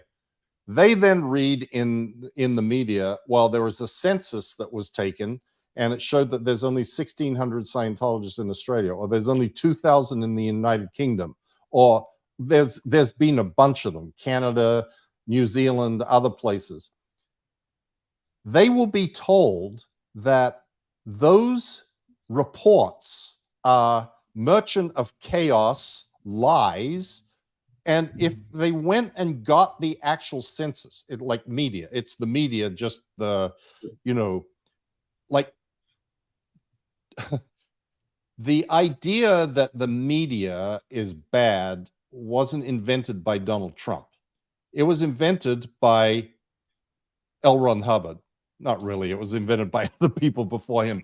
But Hubbard was absolutely convinced that the media were seeking to destroy him and had laid out a lot of references so that Scientologists believe that the media is the enemy of the people, or actually the enemy of Scientology.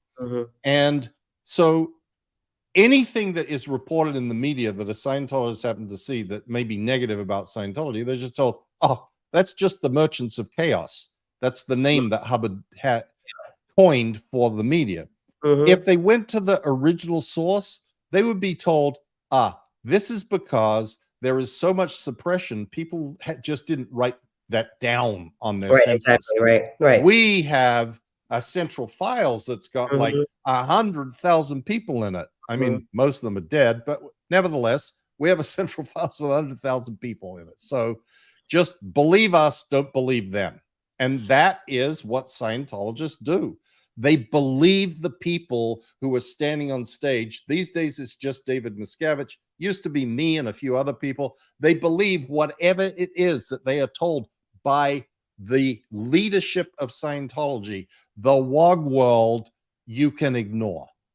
Well, and Mike, to be fair, people are saying, maybe they're counting the Scientologists plus their BTs and their clusters, their body thetans and their clusters. And then, guys, I wish it didn't have scrolled because that was really funny. I wish I would have known who said that, because to be fair, that's probably true, because we have millions and millions of beings called body thetans, and then sometimes they're called clusters. So we don't know how many are in the actual cluster, Mike. Right. Yep. Okay. Great point, you guys. Great friggin' point. Okay.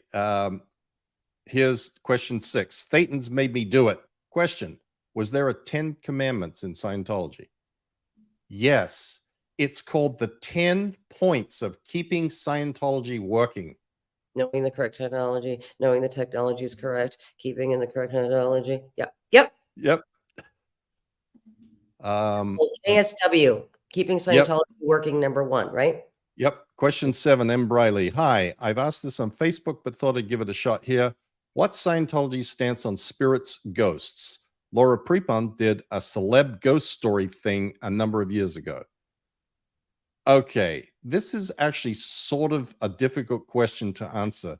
It's another one of these things where Scientology, on one hand, if you were to walk into a Scientology organization and say, there is a ghost in my house and it's haunting me so I can't sleep at night, they would tell you or treat you as if you were crazy, like you're a crazy person, that you need to be somehow fixed of your delusions. Right. On the other hand, Scientologists actually believe, when you get to the OT levels, like Leah was just talking about, that you have millions of little ghosts all over you, and they're infesting you everywhere and making you think things.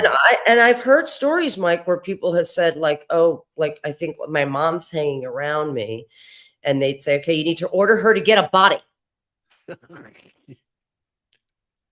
Order her to get a body. Yep. Okay. Hi, loves. What SP had the biggest effect on you guys before or right after you got out? For me, it was, well, for Mike, it was being beaten by #1 SP, Dave Miscavige. No, it's after you got out. Oh, before or right after you got. Oh, what SP? Well, what yeah, SP that's effect? that's a correct answer. Yeah, that's a correct answer. It was Dave himself that had the biggest effect on me, causing me to get out. But the biggest effect on me after I got out was actually Marty Rathbun. Yeah. Like reconnecting with Marty and finding out what he had to say. So it's really that's my answer. It's really sad what happened to Marty. Yeah, I know. How far he's gone. And I mean gone. For me, it was David Miscavige and Julian Schwartz when they told me that I had to disconnect from my mother if they decided that she was an SP, and them not answering questions about where Shelley was, Tom Cruise, seeing the whole top executive strata of Scientology for the first time at the wedding. That started my, 6-year, long time to get out. But I and it was also Debbie Cook, you, Mike, and all of you leaving, and then hearing about the beatings, and it was like it all came all at once at the very end. Right. Okay. Question number 8. If there's no God Jesus, do you celebrate Christmas, Easter? Does it have a different meaning? Well, it doesn't have any meaning at all. It doesn't have any meaning in Scientology. I mean, they'll celebrate holidays just for, just to do it, but there's no religious meaning to it. Right. And they'll pretend that they, they'll send their PR people to go to a local church for Easter to participate in the Easter celebration or the Christmas celebration, and they will have Winter Wonderland pretending to be like everybody else celebrating Christmas, but they really don't. And there is nothing within the Scientology world or within your life in Scientology that even remotely addresses anything about those significant events in the on the Christian calendar, or Yom Kippur, or any other one. Yeah. Okay. Let's see what we got here. Well, this is an easy one because it's not a question. You are truly brave for exposing this horrible cult. Thank you for continuing to do what you're doing to support the victims of all the crimes that have been committed. Thank you so much. Thank you, my darling. Oh, Dave himself. Did you ever have any dialogue with the South Park creators or thank them for the Scientology episode? No. I've actually commented a few times on social media at various places. Hey, I'd really like to talk to the South Park guys. We'd love to have them on our podcast. We'd love to talk to them, but nothing's ever come of it. So, yeah, and also, Mike, I came across the operations from OSA on what they were doing to Mark Ebner, who was writing stories about Scientology and exposing Scientology, and I came across their operations. It really interesting to see what Scientology, the lengths they'll go to silence anyone, and protect the people that they were protecting. But we're going to we'll get to those. We're going to do those. What's a super chat? A super chat is where someone donates money in order to have a colored box that shows up on the comments. And why are they donating money? To whom? To where? The channel, to me. Oh, well, that's nice of you. You didn't know that, huh? So that's what the color. So, okay. Oh, I see. Yes. And sweet, you guys. Some people basically only read those comments, the ones that people are donating money with. I try to not do that because I don't want to make this all about just taking those. Sweet. But I really do appreciate it, and I do go through that is sweet, you guys. after the fact and look them all over and try and like them and thank everybody, but that's sometimes awesome. I can't get to them all. Guys. All right. Yep. That's really nice of you guys. Thank you. Last question. Why does Scientology use a cross as a symbol, given that they don't believe in any crucifixion story whatsoever? They're religious. Exactly. Actually, there's one last question. Do you like AFL, Mike? What the hell's AFL? Australian Football League. Oh. That's my passion. In fact, I was watching the Carlton Melbourne game earlier today, and I will be watching tomorrow morning the game between the Greater Western Sydney Giants and whoever it is that they're playing. I can't even remember now. But I definitely watch the AFL. It's broadcast here. We get every game every week if you subscribe to Fox Soccer Plus. So that's cute. Look how cute you're getting, Mike. You're all smiley and stuff about your sports. Well, don't you remember, Leah, that on the other one, people talking about Collingwood? Who? Collingwood.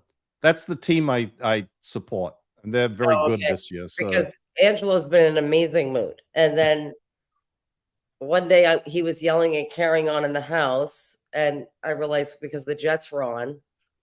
And because I don't know when it starts, you know what I mean? And I was like, what? I would come to the kitchen and he's watching something. And I'm like, when was this? Like, is this on now? He's like, no, these are repeats. Like, he's so misses sports, but he was like so excited. So anyway, it's good to see the both of you in a very good mood. I know. And I wish I was sitting with Angelo in your kitchen like we have so many times watching sports. I know. One of my favorite pastimes is to sit with Angelo and shoot the shit about whatever sporting event happens to be on TV. And he has, like, you should, like, I've asked him the same questions for the 20 something years we've been together, like the same questions, and he still loves to explain it to me over and over again. Like, I told you, that's not a real line. It moves. It's not, Right. it's a graphic, Leah. Because I'm like, oh, now they got all that together. You know. Okay. Anyway, but not to be rude to the person who asked the question about the cross, because you're absolutely right.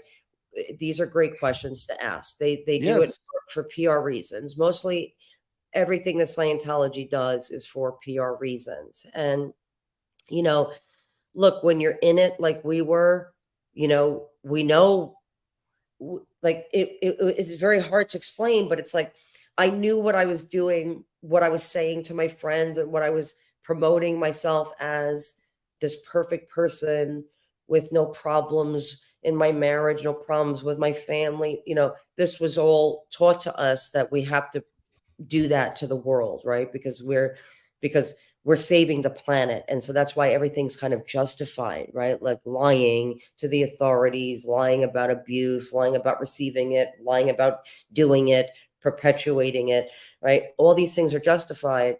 But what did we really think we were doing? I really believed we were helping people. So all of this lying and carrying on and creating a complete different personality. It's like you create two, you know, who you really are is, you know, a person who's being abused, a person who's abusive.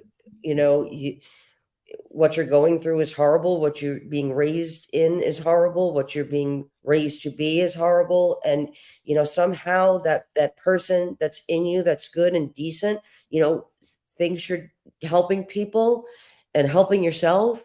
And you keep thinking it's going to get better. And you keep thinking, like Mike said, you know, your leaders are telling you we're doing so much good for the planet. You see these videos where children are smiling and, oh my God, we changed this country, we changed that country, we helped this natural disaster. We didn't do any of it. Right. And then just somewhere inside of you, that person that they didn't kill, right? The good and decent person that they didn't get to comes out. And that's what enables all of us to leave. And so, you know, I know sometimes I come off like, you know, oh, it's bullshit. You know, they do it for PR reasons. You know, it's really sinister when you think, like, it takes time to come out of something like this. And it's like, you know, to be that creative and devious about believing in God and thinking it's so, you know, and saying that we believe and respect other faiths and all this, it's just simply not true. We were there, we know.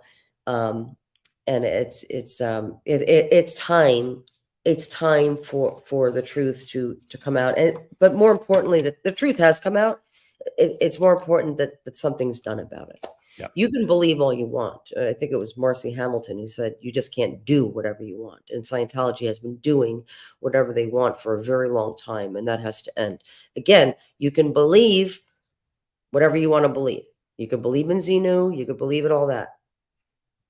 We respect that much. Right, Mike?